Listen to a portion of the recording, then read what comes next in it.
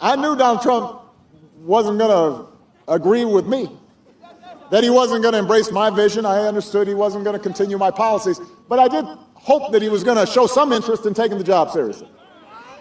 Right? I mean, if you get elected president, if you run for president and you become president, the assumption is you are going to take the job seriously. That you're going to understand the solemn obligation when you are sworn into office. But he never took it seriously. He hasn't shown any interest in just doing the work. In politics, silence is rarely meaningless. Sometimes it is the most calculated decision a person can make. For years, that silence surrounded Barack Obama whenever discussions shifted toward Donald Trump. While the political stage overflowed with nonstop reactions, heated commentary, and constant back-and-forth exchanges, Obama stayed measured, carefully choosing not only what to say, but also when to remain silent. At first, that restraint barely drew attention. It appeared disciplined, controlled, almost like someone deliberately refusing to get pulled into the noise surrounding him. But over time, that silence began to feel more intentional. In a world where nearly everyone reacts instantly, choosing not to respond becomes noticeable on its own. It creates space. It builds anticipation. People stop wondering only what will eventually be said and begin wondering when it will finally happen. And that question lingered for years. Through interviews, public appearances, and countless moments where a response could have been delivered, Obama maintained the same approach: calm, composed, and unhurried. He allowed conversations to continue without inserting himself into every headline. Slowly, that decision built something powerful: expectation. Because the longer someone remains silent, the heavier their words become once they finally decide to speak.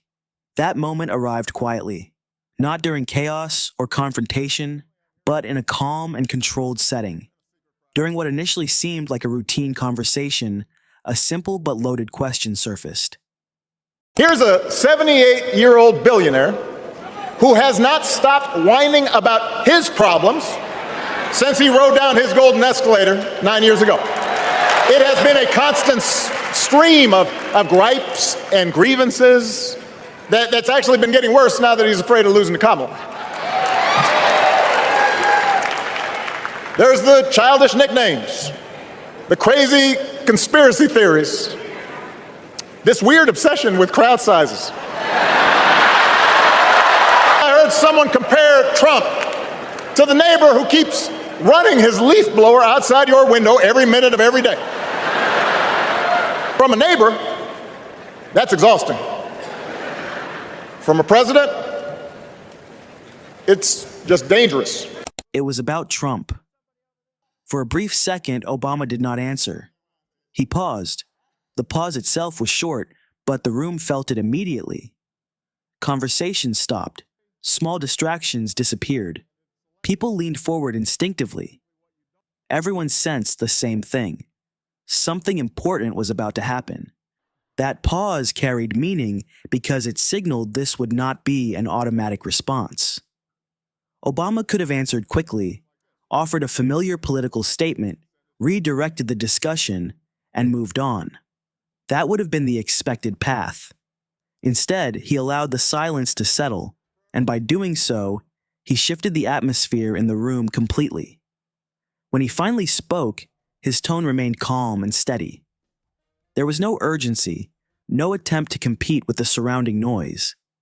Rather than jumping directly into criticism or defense, he widened the conversation itself.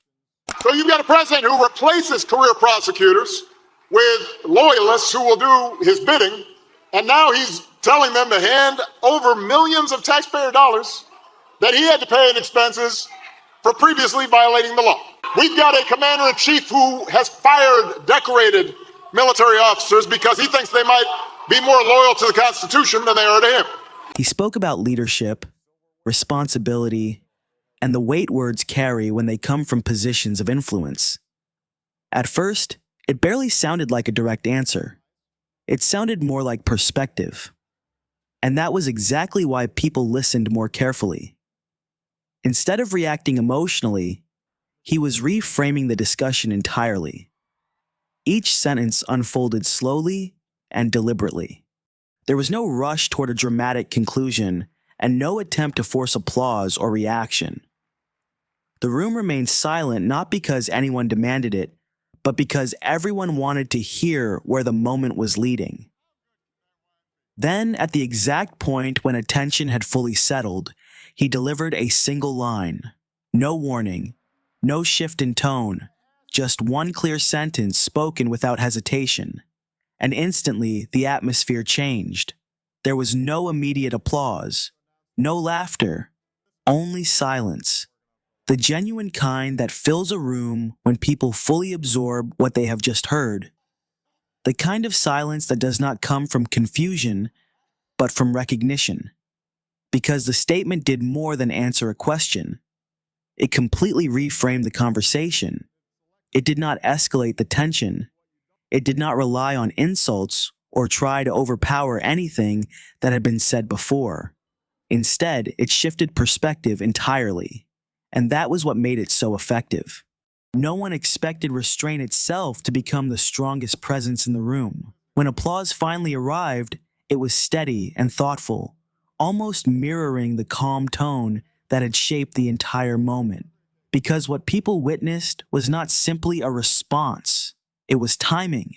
It was discipline. It was the result of years spent knowing exactly when not to speak, and finally recognizing the precise moment to break that silence. And in that moment, the contrast became unmistakable.